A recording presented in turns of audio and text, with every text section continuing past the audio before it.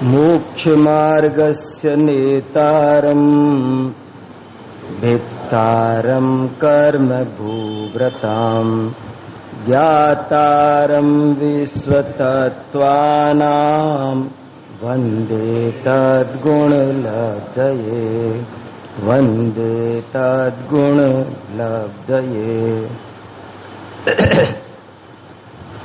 जो मोक्ष मार्ग के नेता हैं, कर्म पर्वतों के भेदता हैं और विश्व तत्वों के ज्ञाता हैं, उन वीतराग सर्वज्ञ एवं हितोपदेशी जिनेन्द्र भगवान को मैं उनके इन्हीं उत्तम गुणों की प्राप्ति के लिए भक्ति पूर्वक प्रणाम करता हूँ।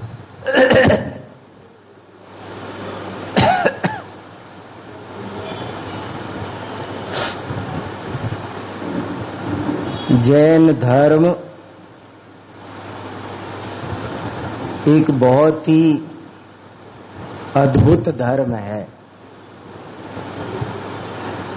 ये एक प्रकार का विज्ञान ही है। आचार्यों ने खुद भी इसको वीतराग विज्ञान कहा है। और आधुनिक युग में भी जो विज्ञान चलता है, यदि उसकी दृष्टि से भी इसको समझने की कोशिश करो तो बहुत सारी बातें मिलती है। जैन धर्म ही एक ऐसा धर्म है जो आधुनिक विज्ञान की कसौटी पर भी सबसे ज्यादा खरा उतरता है। जैन दर्शन का सारा विचार पक्ष और जैन दर्शन का सारा आचार पक्ष, दोनों ही पक्ष अगर सबसे ज्यादा किसी धर्म के आज विज्ञान को मान्य है तो वो जैन दर्शन के हैं।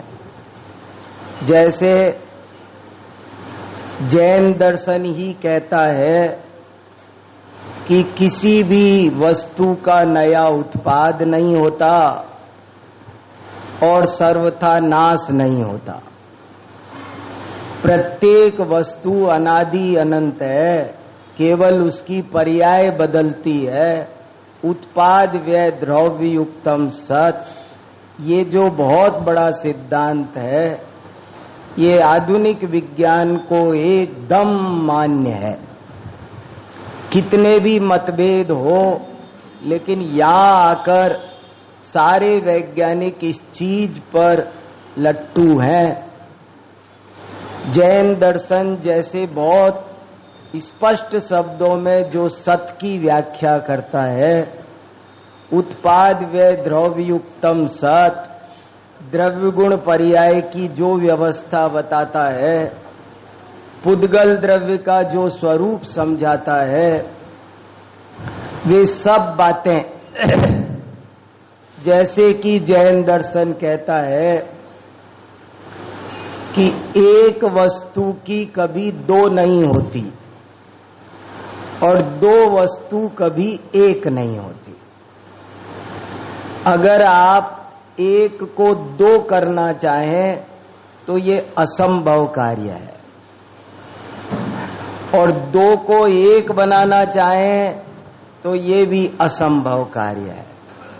संयोग तो हो सकता है, समझने के लिए व्यवहार से एक द्रव्य में भेद हो सकता है और दो द्रव्यों में अभेद कथन हो सकता है, पर वस्तु स्थिति ऐसी है कि एक वस्तु के दो टुकड़े नहीं होते, नहीं हो सकते, और दो वस्तुएं कभी एक नहीं हो सकती। ये जैन दर्शन का विचार पक्ष है। ऐसे ही और भी बहुत सारे विचार पक्ष की बहुत गहरी गहरी बातें हैं।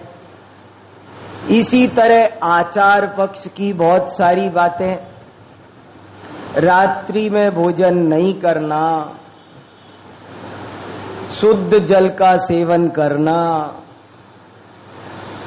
जमी कंदादि नहीं भक्षण करना इत्यादि अनेक लगभग सब बातें ऐसी हैं कि जो आधुनिक विज्ञान द्वारा भी एकदम मान्य है।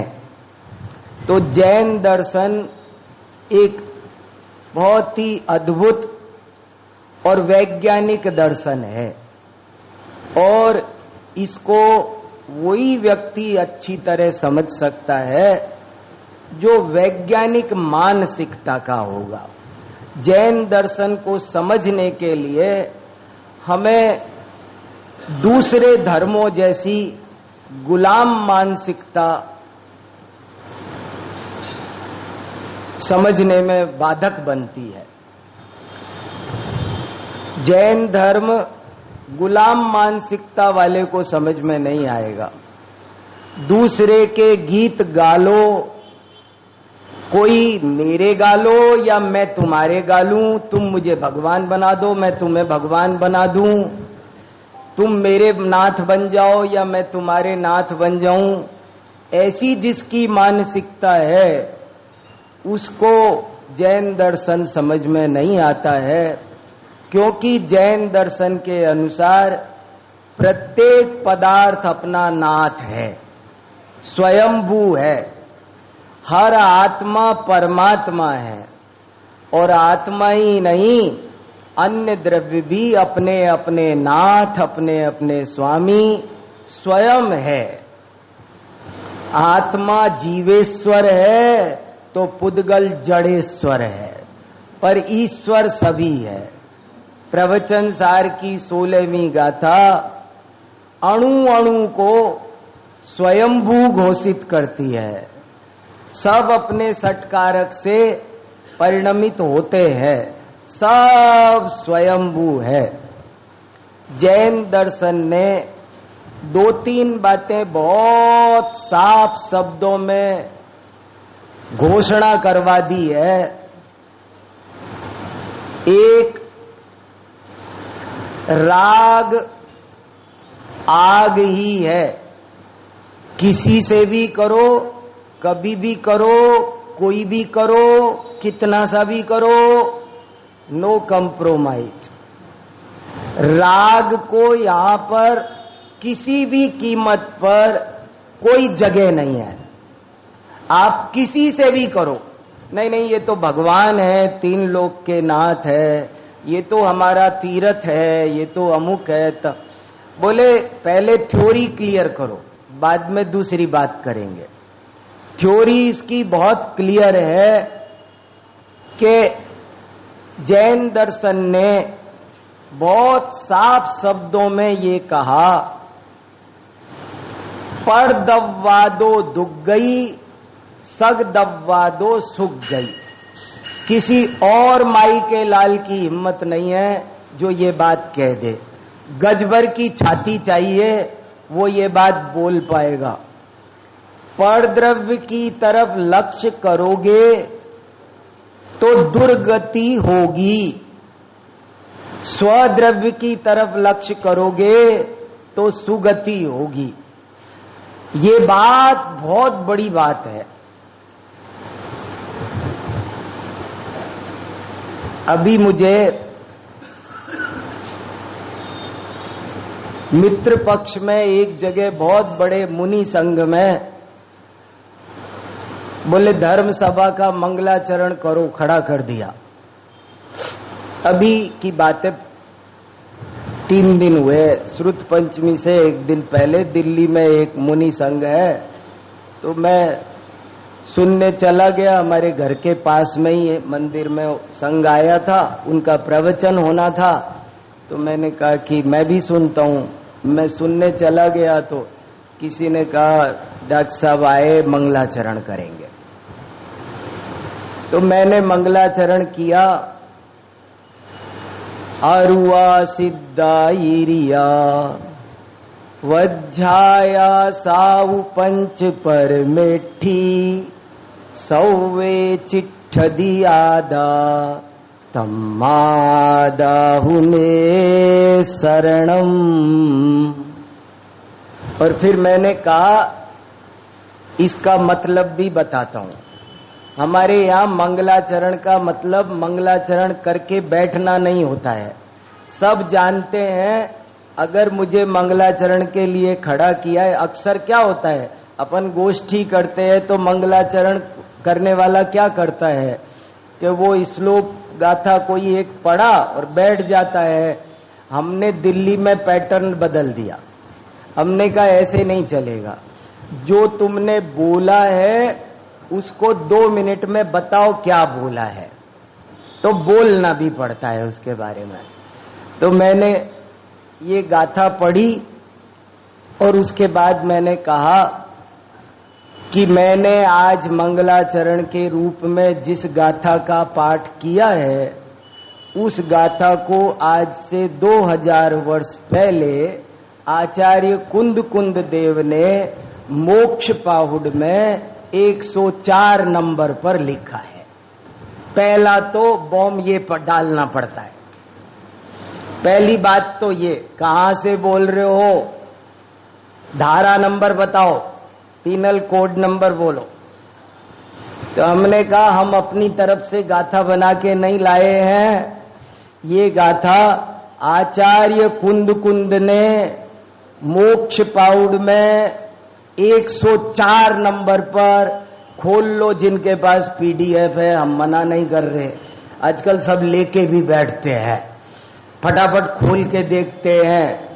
तो हमने कहा ये 104 नंबर की गाथा है। और फिर मैंने एक बात की और मैंने कहा ये बहुत इंपॉर्टेंट गाथा है और मैं आपका ध्यान इसलिए इसकी ओर आकर्षित करना चाहता हूं कि आपने अक्सर देखा होगा कि मंगलाचरण में हम किसी विशेष भगवान को नमः श्री वर्धमानाय आदि पुरुष आदि जिन, मंगलाचरण में हम किसी आदिनाथ भगवान को स्वदोष शांत्या विहितात्म शांति शांतिर विदाता शरणंगता नाम भूयात भव क्लेश भयोपशांत्यै शांतिर्जिनो में भगवान शरण्य, ये भी बोल सकता था। कोई भी और ऐसा मंगलाचरण हो सकता था कि जिसमें किसी तीर्थंकर विशेष को नमस्कार किया हो, लेकिन इसमें किसी भी व्यक्ति को, किसी भी देव विशेष को नमस्कार नहीं किया है। और हम नमोकार मंत्र को इसलिए बड़ा मानते हैं कि उसमें किसी व्यक्ति विशेष को नमस्कार नहीं है, पदों को नमस्कार है। लेकिन ये गाथा उससे भी सुपरलेटिव है, और वो इसलिए सुपरलेटिव है कि इसमें बहुत तर्क संगत शैली से, न्याय लगाकर, युक्ति लगाकर ये कहा गया है कि अरिहंत सिद्ध आचार्य और उपाध्याय भी एक अपनी आत्मा की ही शरण लेते हैं। एक आत्मा की शरण लेने से ही वे अरिहंत सिद्ध आचार्य उपाध्याय साधु बने हैं। इसलिए मैं तो मूल में ही जाता हूं और अपनी आत्मा की शरण लेता हूं, अपनी आत्मा को ही नमस्कार करता हूं। मैंने कहा ये जैन दर्शन की बहुत, नमस्कार करना, शरण लेना एक ही बात है, फर्क नहीं है। तो मैंने कहा ये जैन दर्शन की बहुत बड़ी विशेषता है, ये बहुत बड़ी विशेषता है। वही गाथा लगा दी क्या? हाँ देखो, कुछ गलत तो नहीं बोला मैंने, कुछ गलत लगाई है आपने, लगाई नहीं ठीक से। विश्वास हो गया मैं सही बोला हूं? नहीं लगी वो? हाँ अब सही लगी। तो मैंने कहा देखो, और मैंने वहां सबके भी, और आपको जानकर खुशी होगी, वो जो 1.5 घंटे की धर्म सभा चली वो सारी फिर इसी गाथा पर चली, और सारा मुनि संघ इतना गदगद हुआ और सबने कहा आज हमने पहली बार ये बात सुनी है। और मैंने बहुत जोर देके बड़ी विनम्रता और स्पष्टता से मैंने ये लाइन भी सुनाई। मैंने कहा देखो, जैन दर्शन की प्रकृति दुनिया के दूसरे दर्शनों से न्यारी है भाई साहब, और अगर वो प्रकृति अगर हमने नहीं समझी तो जन्म जन्म में जैसे दूसरे धर्मों का पालन किया ऐसा ही जैन धर्म का पालन होके खेल खत्म हो जाएगा। जैन धर्म समझ में आने वाला नहीं है। और मैंने उनको कहा कि जैन दर्शन बहुत साफ शब्दों में कहता है, कोई गलत फहमी में मत रहना कि परद्रव्य की तरफ लक्ष्य करोगे तो दुर्गति होगी होगी होगी, गारंटी से होगी। जैन दर्शन अपनी जीवन को सुंदरतम बनाने का दर्शन है। ये मेरी लाइफ है और इसको सुंदर बनाना, इसी का नाम जैन धर्म की आराधना है, उपासना है। दूसरे की तरफ लक्ष्य नहीं जाना चाहिए, जाएगा तो दुर्गति होगी। शब्द बहुत कठोर शब्द है, दुर्गति, दुर्गति शब्द है। अब यहां एक प्रश्न पैदा होता है कि जब जैन दर्शन ने 2 दूनी 4 की तरह, गणित की तरह साफ शब्दों में जोर देके 2 टूक बात लिख दी कि परद्रव्य की तरफ देखोगे भी तो दुर्गति होगी, फिर क्यों मंदिर बनाए, क्यों 24 तीर्थंकरों की, ये प्रश्न पैदा होता है। क्यों देव पूजा सट आवश्यक, देव पूजा गुरुपास्ति स्वाध्याय संयम स्तव दानन चेति विरहस्थानम सट कर्माणि, ये क्या मामला है? जब दूसरे की तरफ लक्ष्य करो तो दुर्गति, अपनी तरफ लक्ष्य करो तो सुगति। आपने एक दफे बोल दिया, आप अपनी बात पे स्टैंड कर रहे हो, बोले 100% स्टैंड करते हैं। तो ये मंदिर जाने की प्रेरणा क्यों? मंदिर जाने की प्रेरणा क्यों? 24 तीर्थंकरों की पूजा करो, स्तुति करो, और ये काम कैसे है?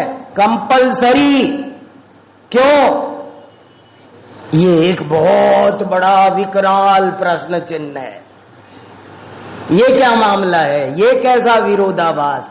मैंने कहा ये भी समझना जरूरी है, नहीं तो फिर हम उलझ जाएंगे, फिर हम ये कह के मर जाएंगे, ओ ये तो निश्चय की बातें हैं, छोड़ो तुम, हम अपने काम की नहीं, अपने काम की ये है, फिर तुम गड़बड़ कर बैठोगे। अगर इस विकराल प्रश्न का उत्तर नहीं निकाला तो दिक्कत हो जाएगी। हमने कहा इसका उत्तर सुनो। उत्तर भी बहुत वैज्ञानिक है, और वो उत्तर ऐसे वैज्ञानिक है कि हम उस पर के पास जाना पसंद करते हैं जो कह दे कि तुम मेरे पास मत आया करो, क्यों आए हो, अपने पास जाओ। मैंने इन भैया से कहा कि तुम अपनी आत्मा की शरण में जाओ, और ये नहीं जा रहे। तो मैंने कहा तुमको दूसरे की शरण लेनी है तो 24 तीर्थंकरों की शरण में जाओ, चलो चलो। हाँ, हमने इनसे कहा, हमने श्रेणिक जी से कहा कि आप तो अपनी आत्मा की शरण में जाओ, ये जा ही नहीं रहे। तो मैंने कहा कि नहीं नहीं, वो ऐसे कैसे पर के पास जाना ही पड़ेगा। तो हमने कहा आप जाओ, तीर्थंकरों के पास जाओ, वहां भेज दिया इनको, जाओ तुम महावीर भगवान के पास जाओ। ये महावीर भगवान के पास गए तो क्या ढाक के 3 पात, क्या रिजल्ट निकला? उन्होंने तो पलक उठा के नहीं देखा और डांट और दिया, काहे को आए हो या क्यों आए हो? तुम्हारा भगवान तुम्हारे अंदर है, तुम अपने पास जाओ। तो इनको समझ में आ गया, तो हम उस पर के पास जाते हैं कि जो हमें अपने पास भेज दे। जैन दर्शन पूर्णता निवृत्ति प्रधान है, नैष्कर्म्य सिद्धि, नैष्कर्म्य सिद्धि। समय सार में 10 दफे एक शब्द आया है बड़ा सुंदर, नैष्कर्म्य सिद्धि। समस्त कर्मों से रहित होके निष्कर्म हो जाओ, निक्कम्मा। समस्त भाव कर्म द्रव्य कर्म नो कर्मों से रहित नैस कर्म सिद्धि। तो जैन दर्शन एक दुनिया के और धर्म प्रवृत्ति में लगाते हैं, मगर जैन दर्शन पूरी तरह निवृत्ति प्रदान है। लेकिन फिर भी जैसे जैन शास्त्रों में क्वचित कदाचित प्रवृत्ति का उपदेश देखने में मिलता है, तो उसका विज्ञान क्या, उसका औचित्य क्या? कि उसका औचित्य यही है कि जैसे पूर्ण निवृत्ति संभव होती ना जाने, तो उसे आंशिक निवृत्ति के लिए आंशिक प्रवृत्ति में लगा देते हैं। और ये जैन दर्शन के स्वर को कोई ठीक से सुनने वाला होगा तो वो समझ जाएगा। जैसे जैन आचार्य कभी भी ये नहीं बोलेंगे कि तुम दिन में भोजन किया करो, नहीं बोलेंगे, कभी नहीं बोलेंगे। वो ऐसे बोलेंगे आप रात्रि में भोजन मत किया करो। एक ही तो बात हुई, कोई कहे कि एक ही तो बात हुई, दिन में भोजन करो। आज मैं आपको सबको उपदेश दूं कि दिन में भोजन करो, और फिर 1 घंटे बाद सबको उपदेश दूं कि रात्रि में भोजन मत करो, तो एक ही बात हुई क्या? अरे जमीन आसमान का अंतर है भाई, जमीन आसमान का अंतर है। जैन आचार्य ये तो कहेंगे कि रात में भोजन मत करो, मगर ये नहीं कहेंगे कि दिन में भोजन करो। क्यों? वो तुम अपने आप कर लोगे, तुम मानोगे थोड़ी। वो तो ये कहना चाहते तुम्हारा बस चले तो दिन में भी मत करो, लेकिन तुम मानोगे नहीं, इसलिए वो अकेला रात का छुड़ा करके सोचते कुछ तो निवृत्ति के मार्ग पर लगाओ। तो जैन दर्शन में आप सबको देखो, जबलपुर विद्वानों की नगरी, स्वाध्यायियों की नगरी, इतना सुंदर यहाँ स्वाध्याय का वातावरण, मेरा मन तरसता रहता है यहाँ आने को। मैं तो समय नहीं मिलता, मजबूर होता हूं तो आ नहीं पाता, नहीं तो मेरा मन करता है भाग। कितने साल पहले आया था? कई साल हो गए। हर साल गर्मी की छुट्टियों में प्रोग्राम बनाता हूं, अशोक जी से बात होती है और मैं कैंसिल कर देता हूं, टाइम नहीं मिलता, कुछ गड़बड़ हो जा, कुछ ना कुछ गड़बड़ हो जाती है। मैं ये कहना चाहता हूं कि ऐसे विद्वानों की नगरी में, ऐसे स्वाध्यायियों की नगरियों में, ऐसे स्वाध्यायियों को बहुत सावधान होकर जैन दर्शन की प्रकृति कैसी है ये समझना चाहिए। ये किसी के जैसे गुरुदेव श्री ने एक घोषणा कर दी थी कि ये भव के अभाव के लिए मिला है, किसी को राजी खुशी करने के लिए मिला। किसके लिए जीते थे वो? किसके लिए स्वाध्याय करते थे? मुझे उनका ये वाक्य मेरे हृदय में तीर की तरह घुसा रहता है और मुझे बहुत प्रेरित करता है। क्या? ये भाव के अभाव के लिए मिला है, किसी मत पोषण के लिए। किसी कोई राजी हो जाएगा, कोई नाराजी हो जाएगा, भय लोभ से परे। जैन दर्शन को समझने के लिए हमें बहुत बड़ा साइंटिस्ट बनना पड़ेगा, बहुत बड़ा वैज्ञानिक बनना होगा, समस्त प्रकार के आग्रहों से ऊपर उठना पड़ेगा।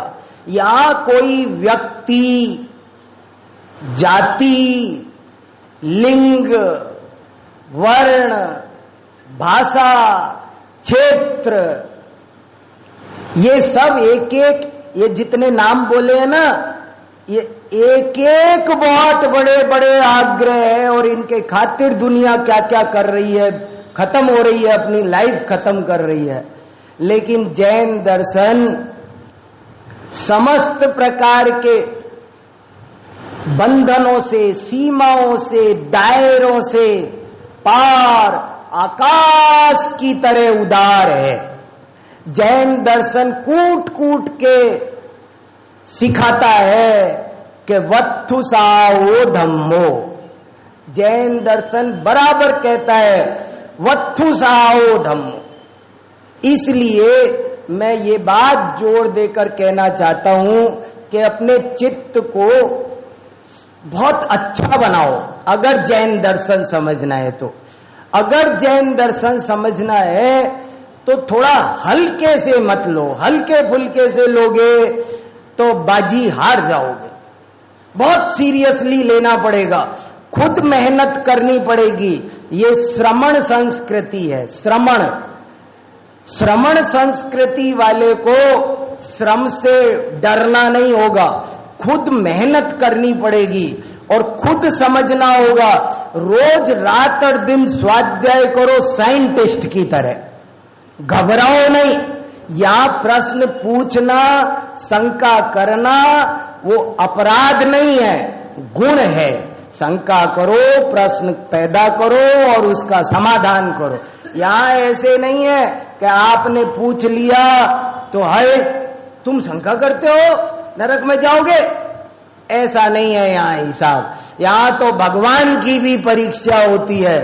देवागम नभो यान चामरादि विभूतयः माया विश्वपि दृश्यन्ते नातस्त्वमसिनो वहां। बोले मैं आकाश में गमन करता हूं। बोले बहुत चील कौए करते हैं। अगर आकाश में गमन करने से बड़ा होता हो कोई, अगर आकाश में गमन करने से कोई पूज्य होता हो तो बहुत चील कौए गिद्ध करते हैं। क्या है, बहुत ऊंचे ऊंचे जाते हैं। मैं इस वजह से आपको महान मानने वाला, वो चीकू का सीजन नहीं है फिर भी चीकू दिखा दिया। अरे बहुत बड़ी बात है।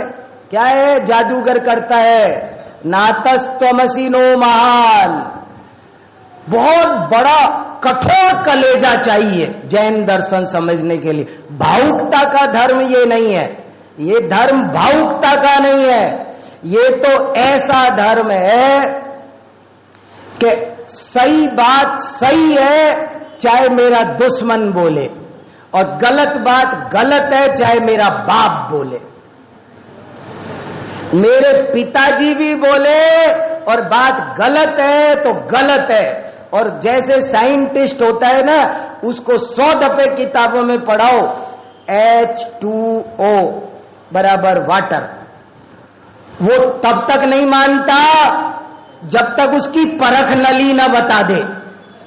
वो अपनी परख नली में देखेगा H2O। कुंद कुंद महाराज ने, अमृतचंद्र महाराज ने तत्व ज्ञान के 5 स्टेप बनाए। कब तुम ज्ञानी बनोगे? तो उन्होंने कहा आगम का सेवन। अभी तुम 20% आए हो। युक्ति का अवलंबन, ये अभी 40% आए हो, अभी जबलपुर नहीं आया। फिर परापर गुरु का सेवन, उपदेश, अब आप 60% आ गए। ये 4 ही स्टेप है। और 5वां स्टेप है स्वानुभव। 4 है ना, 5 है, 4 है, 4 ही स्टेप है। आगम का सेवन, युक्ति का अवलंबन, परापर गुरु का उपदेश, और पहुंचे कब? जब आपकी परख नली में H2O बराबर वाटर जब आपकी में आ गया। जब तक वो नहीं आया तब तक आप पहुंचे नहीं। बिल्कुल मत घबराओ और सावधान हो जाओ। और ये समय बहुत कीमती है। सौधर्म इंद्र के वैभव और चक्रवर्ती के वैभव को भी मिला दो तो भी जिसका एक एक क्षण अधिक मूल्यवान है, ऐसा मेरा ये मनुष्य भव है। और ये मार्ग भावुकता का नहीं है, तत्व ज्ञान करना है। अपनी आत्मा को समझकर अगर अपना जीवन पवित्र निर्मल बनाना है तो मैं बहुत ही वैज्ञानिक ढंग से सावधान, अत्यंत सावधान, श्रोतारा सावधानतया शृण्वन्तु। बार बार पंडित टोडरमल जी ने मोक्ष मार्ग प्रकाशक में 6 बार सावधान शब्द का इस्तेमाल किया। ये सावधान होकर विचार करता है।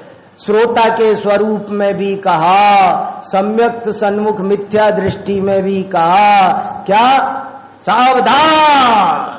जैसे सावधान कह दिया हो, समझदार को इतना ही काफी है, पशु को कोड़ा मारना पड़ता है और मनुष्य को सावधान बोलना ही काफी है। सावधान, सावधान कहने से ही वो सचेत हो जाएगा। तो जैन दर्शन की प्रकृति बहुत निराली है और बहुत बड़े ही भाग्य से पता नहीं कहाँ क्या हुआ, इस संसार में भटकते भटकते 84 लाख योनियों में भटकते भटकते हमको यहां पहुंचे हैं। हमारी नाव अब किनारे आ लगी है, लेकिन इसको बहुत सावधानी से, ईमानदारी से, बहुत अच्छे मन से, बिना किसी पक्षपात के, पक्षपात को दूर फेंक दो, किसी चक्कर में नहीं पड़ना।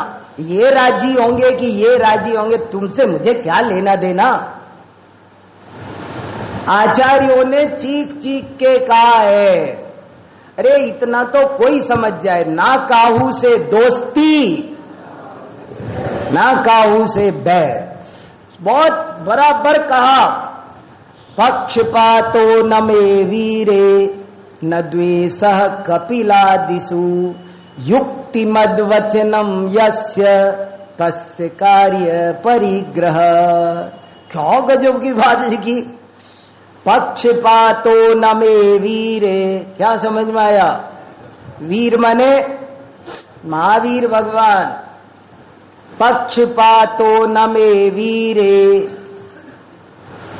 न द्वेषः कपिलादिषु। कपिलादि अन्य मतों के प्रवर्तक, मुझे तीर्थंकरों से ऋषवादी महावीर पर्यंत 24 तीर्थंकरों से कोई पक्षपात नहीं। दिल का कलेजा टटोलो, अंदर मिलेगा कुछ गड़बड़ झाला, उसे निकाल के फेंको, तब जाकर के जिनवाणी समझ में आएगी। वो फेंका नहीं जा रहा है, उसे संजो के रख रखा है हमने। हमने कूड़ा संभाल के रख रखा है पक्षपात मताग्रह का, और हमको लगता है कि वो फेंक देंगे तो हम तो लुट जाएंगे। हम फेंक ही नहीं रहे। बड़ी मुश्किल से एक भिखारी के पास में गंदी गंदी चीज थी, दया आई, किसी ने उसको नए कपड़े पहना दिए, और ये सब क्या तुमने गंदा धंधा सब बासा सब फेंको, बढ़िया अच्छा खाना उसको पैकेट में स्टील के बॉक्स में हलवा पूड़ी ये रखो, ये खाओ, ये पहनो। अब उसने वो सब ले भी लिया और कुर्ते के अंदर ऐसे छुपा लिया वो पुराना खाना, वो नहीं फेंक रहा। ऐसे ही हम में से अक्सर लोगों के साथ ये हो रहा है कि हम फेंक नहीं पा रहे अपना आग्रहवाद।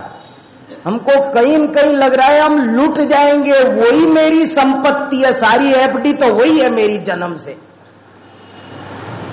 और जैन दर्शन तो तब समझ में आएगा जब वो पोटरी फेंक दी जाए गंदी वाली। ये पक्षपात दुराग्रह मताग्रह की पोटरी फेंको। जैन दर्शन में न्याय नाम की एक स्वतंत्र शाखा है, बहुत विस्तृत शाखा है, और वो बार बार बार बार बार बार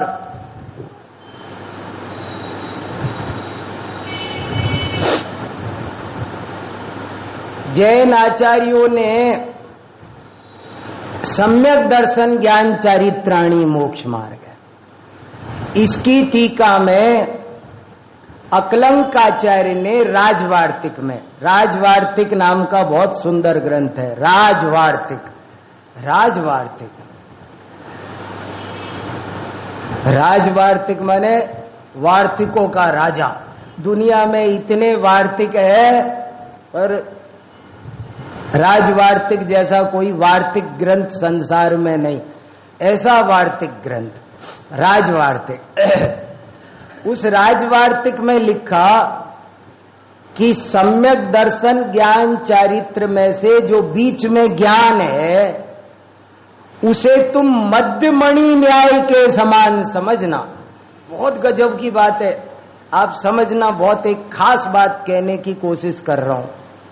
सम्यक दर्शन, सम्यक ज्ञान, सम्यक चारित्र, इन तीनों में से जो ज्ञान है बीच में, तो बीच में ज्ञान क्यों रखा? उन्होंने चर्चा करते थे, सब बताया है, बहुत डिटेल टीका है सैकड़ों पेज में इस सूत्र की। तो लेकिन पहले दर्शन क्यों कहा, बाद में ये क्यों कहा, मैं आपको तो बीच में तो जरा सी बात बताना चाह रहा हूं। और उन्होंने लिखा कि जो ज्ञान है उसको बीच में क्यों रखा, तो उसका उत्तर उन्होंने क्या दिया वो आपको बताना चाह रहा हूं कि ज्ञान बीच में क्यों है। अकलंकाचार्य क्या समझा रहे हैं, वो कह रहे हैं ये मध्यमणि न्याय है। बीच में ज्ञान क्यों रखा महाराज, तो वो उत्तर दे रहे ये मध्यमणि न्याय है। मध्यमणि न्याय समझे आप? मध्य का मतलब होता है बीच में। जैसे मान लो मैंने कोई माला पहनी, हार पहना, तो जो हार में सबसे ज्यादा सुंदर भारी कीमती लॉकेट होगा वो कहां लगाएंगे? वो सबसे बीच में, यहां। जैसे जो सबसे कीमती होगा उसे हम बीच में लगाते हैं, ऐसे ही बोले ज्ञान को बीच में इसलिए रखा कि वो एक हाथ से दर्शन को कंट्रोल कर सके और दूसरे हाथ से चारित्र को। ये दोनों भटक जाएंगे नहीं तो। बीच में कौन खड़ा होता है? मान लो मैं अपने 2 बच्चों के साथ में कहीं रोड पार कर रहा हूं, मेरे 2 बच्चे छोटों को लेकर मान लो मैं रोड पार कर रहा हूं, तो मैं किधर लगूंगा? समझदार आदमी कहां लगेगा? बीच में। वो बीच में लगेगा। क्यों? और एक से इसका हाथ पकड़ेगा, एक से इसका हाथ। बोले ये ज्ञान को बीच में इसलिए रखा कि ये दर्शन और चारित्र दोनों के हाथ पकड़ता है, दोनों के ब्रेक, एक्सीलेटर, सब कुछ अपने हाथ में रखता है, नहीं तो ये भाग जाएंगे, गड़बड़ कर बैठेंगे। अगर ज्ञान का अंकुश नहीं होगा तो दर्शन भाग जाएगा, अगर ज्ञान का अंकुश नहीं होगा तो चारित्र भाग जाए। ज्ञान पूर्वक चारित्र ही सम्यक चारित्र है, ज्ञान पूर्वक हुई श्रद्धा ही सम्यक दर्शन है। ये बताने के लिए हमने ज्ञान को बीच में विराजमान किया। बताओ हमें काम तीनों करने हैं। हमारी आत्मा में अनंत गुण हैं। देखो पोजीशन कैसी है, हमारी आत्मा में अनंत गुण है, लेकिन अनंत गुणों में से 3 ही गुण डिफेक्टेड हुए, बाकी सारे ठीक है। आप ऐसी कल्पना करो एक अनार है और उस अनार में 1000-2000 दाने हैं और उसमें से 3 दाने खराब हुए हैं। ऐसा ही हमारी आत्मा का स्वरूप है। हमारी आत्मा में अनंत गुण है और वे सब ऐसे हैं जैसे सिद्ध जैसे, बिल्कुल शुद्ध है, उनमें ज्यादा गड़बड़ आई करी नहीं है। लेकिन ये 3 दाने ऐसे खराब हुए हैं कि इनकी वजह से सब में लहर आ गई है। ये 3 खराब हुए हैं, तो हमको सुधारने तो तीनों हैं। इस बात पर भी बहुत जोर है कि कोई कहता है दर्शन मात्रात मोक्ष, कोई कहता है ज्ञान मात्रात मोक्ष, कोई कहता है चारित्र मात्रात मोक्ष। लोग अलग अलग दर्शन वाले, कोई श्रद्धा मात्र से मोक्ष कहते, कोई ज्ञान मात्र से, कोई चारित्र मात्र से। लेकिन जैन आचार्यों ने बहुत लंबे लंबे ढंग से, हजारों तर्कों से पहले तो ये स्थापित किया है कि तीनों में कोई भी छोटा बड़ा नहीं है। तीनों को ठीक करना बराबर जरूरी है। 3 में से कौन छोटा कौन बड़ा? आप एक सेंटेंस और बिल्कुल टंकोत्कीर्ण लिख लो। आप बिल्कुल एक बहुत इंपॉर्टेंट सेंटेंस आप पक्का कर लो, जिनवाणी समझना हो तो।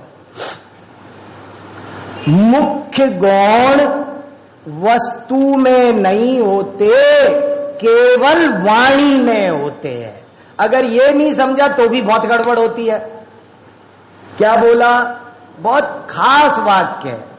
मुख्य गौण व्यवस्था वस्तु में नहीं है, केवल वाणी में है। ये बात हमको बहुत सावधान रखेगी स्वाध्याय करते समय। 4 दान में से कौन सा दान बड़ा है, कौन सा छोटा है? 4 दान होते हैं ना, कौन सा बड़ा है, कौन सा छोटा है? तो लोग धड़ाधड़ में पूछता हूं सभाओं में, तो धड़ाधड़ कोई बोल देते हैं ज्ञान दान बहुत बड़ा है साहब, कोई कहता है आहार दान बहुत बड़ा है साहब। बताओ कौन दान बड़ा है? अगर ये लाइन याद होगी कि मुख्य गौण व्यवस्था केवल वाणी में बनती है,